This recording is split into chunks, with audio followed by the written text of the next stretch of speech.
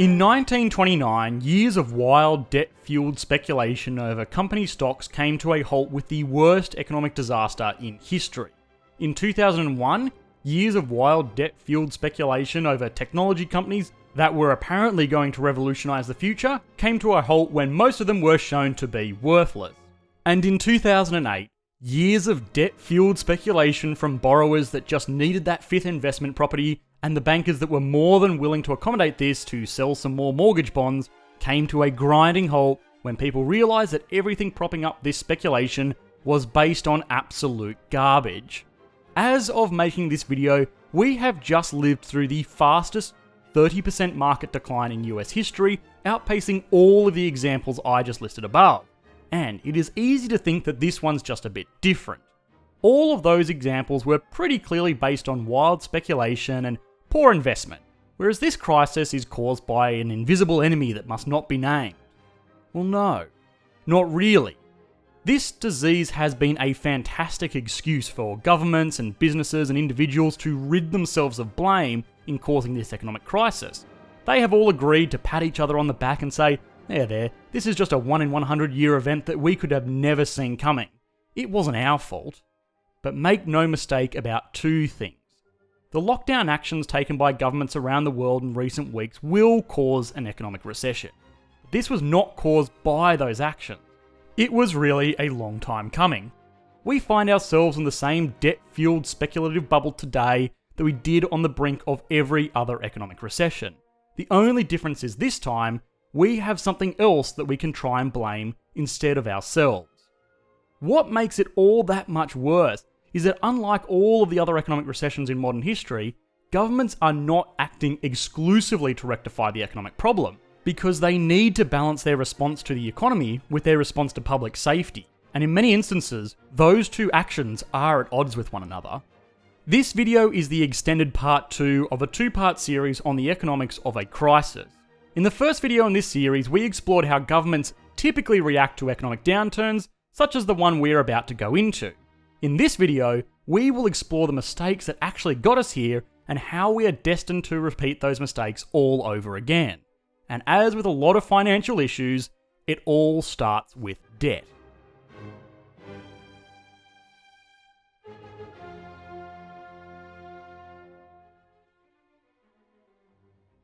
Debt is something that we have almost all dealt with in our lives. We use it to buy homes and cars and boats and new plasma screen TVs and even in education these days. Now, we can break this debt into two main categories: good debt and bad debt. Bad debt is exactly what you would expect. Guess what? If you rack up a credit card bill by buying a jet ski and a lovely designer wardrobe, you are going to be saddled with very high interest rates and a whole lot of junk that is going to depreciate in value just as quickly as that Amex bill racks up. Now, good debt is a little bit different from this. If you borrow money to buy a house or take out student loans to get a decent education in a marketable field, it is likely that you're going to be able to make more money long term than you would have otherwise been able to without that loan. A home loan these days may be charging around 3%, or even lower depending on what country you're in, and the hope is that this property will appreciate in value faster than those interest repayments, meaning that you are wealthier long term for having taken out this type of loan. The same is true for larger institutions. Governments around the world have taken on more and more debt in order to run budgets that provide prosperity to their economies in the short term, in the hope that this economic growth outpaces the repayments on the debts that they are paying off. And perhaps more pressingly of all, businesses have found themselves increasingly reliant on debt. Business debt has always been seen as the ultimate form of good debt. The reason for this is because businesses are ultimately profit-seeking institutions, and the assumption is that businesses would never take on debt if their interest expense would be greater than the additional profit they would be generating from having taken on that debt. To put that in a less confusing way, take the following example. If a company can borrow $100 million to build an automated supply chain that will save them $10 million a year in personnel cost, and the repayments on that loan would only be $5 million a year, then you would see that as a sensible economic decision and the business would take out this loan. The assumption that businesses are always extremely prudent with their borrowing has meant that most economists don't see any level of business debt as a problem. In fact, In many schools and universities around the world today, a high level of business debt is seen as a really, really good thing because it is evidence of a strong and prosperous commercial sector that has the ability to grow rapidly. And you know what? For the most part, that has been true. Most businesses are very, very responsible borrowers. But it has to be remembered that in 2007, people would have told you that home loan debts were basically the ultimate form of good debt, and no one would ever default on those. The truth is these days, we have seen an increase in business lending as interest rates remain at historic lows, but regulations around mortgage lending has become far more stringent in the shadow of the 2008 mortgage crisis. The actual progression is eerily similar to mortgages in the early 2000s. Banks and financial institutions first went after very, very safe borrowers. They would provide project finance to profitable companies that could easily afford the loans, even over shorter repayment periods. These would be supplied through company bonds or simply by private agreements by cashed-up banks around the world. This was extremely profitable for these institutions, especially considering that they were able to raise cash from their central banks, potentially even at negative interest rates, and then pass it on to businesses and pocket the difference. As with mortgages in 2008 though, the supply of these kinds of loans rapidly outgrew the genuine business demand for them. So banks, investors, and financial institutions started scraping the bottom of the barrel, going from servicing very reputable and profitable businesses to slinging a loan to anybody with a registered company regardless of the credentials. Cheaper credit and more relaxed lending has meant that businesses can take on more and more debt and just sell it to shareholders as leverage. A majority of business debt in the USA today is rated BBB, which for those of you who don't know is basically garbage. So this assumption that business debt is always good debt and not a risk to the economy is not something that we can rely on anymore. Business debt like this is temperamental at the best of times. But if you add in the complication of, a nationwide shutdown that causes a pause in cash flows even for a few days, well then you are going to have yourself a recipe for disaster.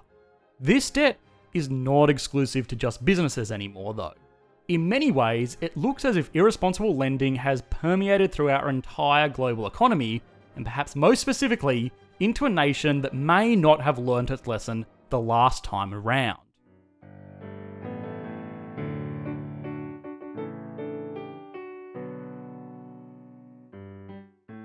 Now, we have explored the economy of Australia before on this channel and found that the median net worth of the average Australian was higher than any other country in the world, which is great, but it was ultimately fueled by two things.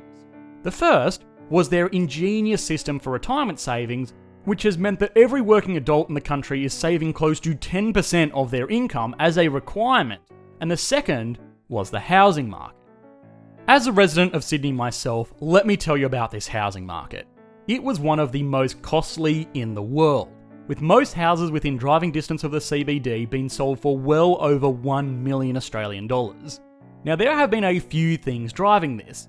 The first is that tax law in Australia is heavily geared towards favouring property investment over investments into other asset classes. There has also been a lot of skilled migration into the country that has increased the demand and hence the cost of housing. But it gets a bit murky though when you consider the underlying fundamental. House prices are ultimately a function of two things: incomes and how easy it is to access credit. If more people in an area receive higher incomes, it stands to reason that they will be able to afford more expensive homes, and so house prices rise to naturally meet that level of demand given that there is ultimately a limited supply. And this is great for the most part. Not many people have much of an issue with this because it is a genuine indicator that people are just getting wealthier. But here is the thing. In most modern economies around the world today, including Australia, wage growth has been pretty much stagnant, barely keeping pace with inflation. So how have properties doubled in value many times over in these previous decades? Well, we have been allowed to take on more debt.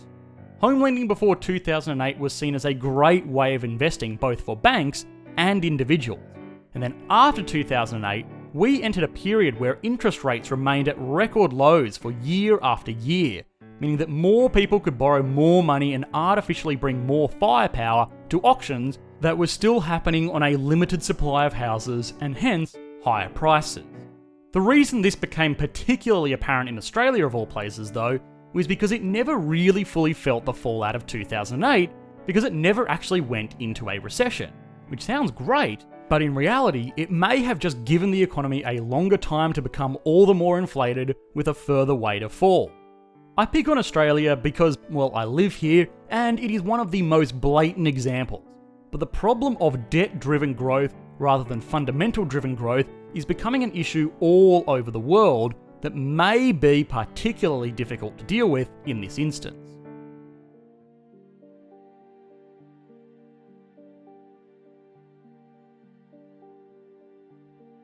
It has become evident that this will be the most aggressive economic downturn in recent history. We are facing an external shock that is very severe, with very immediate impacts on employment and businesses in advanced and developing economies alike. But that cannot distract from the biggest issue that we are now more leveraged up than ever. The economic crisis of 2008 was a debt crisis that was caused by people borrowing more money than they could afford and set off by banks that ran into liquidity issues. The economic crisis of 2020 is going to be a debt crisis that was caused by businesses and individuals borrowing more money than they could afford, and it will just be set off by an invisible enemy that must not be named. If businesses and individuals were not mere days away from defaulting on their debt repayments at any given time, an economy in lockdown would not be such a bad thing. Things could theoretically just come to a stop relatively peacefully. And sure, it's not ideal, but it's nowhere near as bad as what will actually happen. People cannot afford to stop working today because they will not be able to afford next week's rent. Landlords can't afford to not collect next week's rent because they will not be able to afford next month's home loan payments. And banks can't afford to pause home loans because they will have the same liquidity problems that they had 12 years ago. The same is true for businesses that can't afford to close because they won't be able to pay their expenses. There really is no flexibility in this chain, given the level of debt that is currently in the system. Everybody owes money to someone, and nobody can stop collecting because of it. Now, governments around the world have attempted to ease this problem by enacting huge fiscal stimulus policies. The USA is set to pass the largest government stimulus in history. The UK has enacted a huge income security program, and most other developed countries have followed suit. This huge influx of cash hopefully means that people will maintain the cash flow required to remain a functioning link in the debt chain, which is great. And hopefully a useful side effect of this is that people are less likely to need to work in jobs that will put them at risk. But on a macroeconomic level, it may not be the silver bullet we need because of a phenomenon known as crowding out.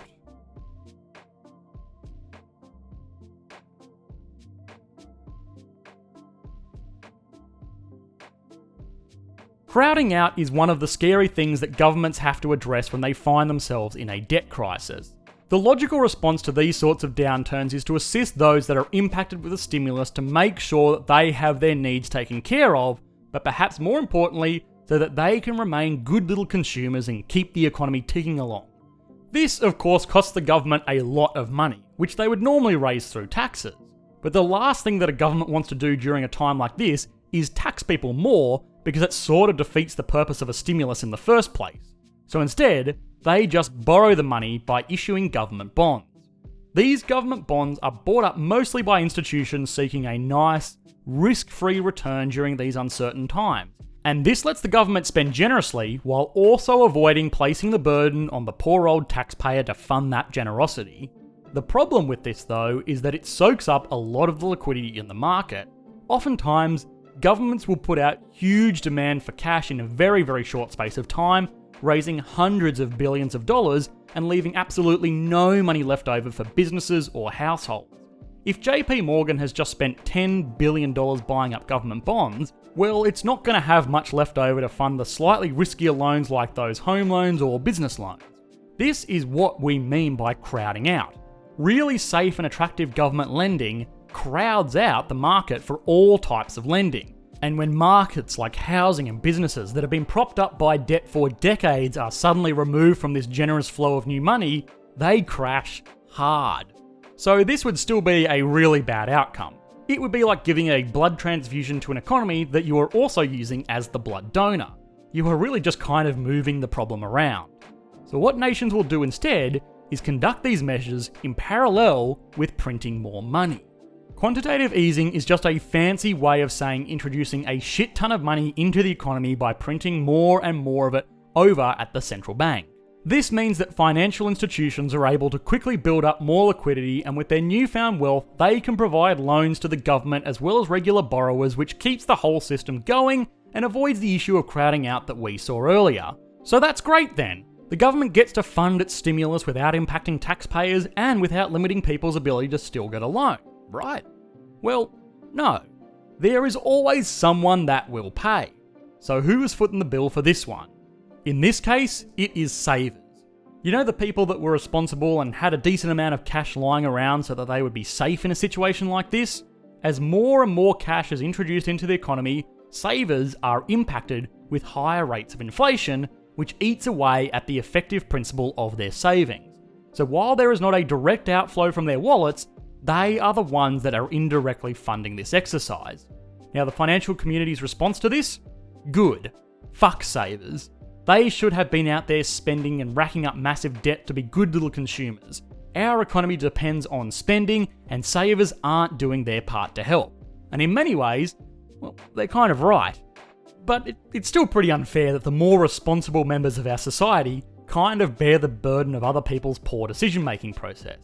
To add insult to injury, controlled inflation like this is actually really good for debt holders. Say someone borrows $1 million to buy a $1.1 million property, well, they have $100,000 in equity. But then the government comes in and chucks on the money printer and, let's say doubles the supply of money over a decade. Now let's just say, all other things being equal, this turns a $1.1 million property into a $2.2 million property because there is just now double the supply of money, so it's worth half as much. It doesn't exactly work like this, but it's close enough, and let's just go with this for simplicity. Well, either way, that property owner has increased their equity position 11 times over, from $100,000 to $1.1 million, and this was not because they added value to the economy at all, or even because they made a particularly wise investment. This property has not actually increased in genuine value at all. It's just because their debt position was eroded by inflation. The real big winners in a crisis like this will be people with a lot of debt that can stay solvent. And when the system in place to deal with a crisis effectively encourages people to partake in the type of behaviour that causes the crisis, well, it's easy to see why we are in the same situation every 10 years or so.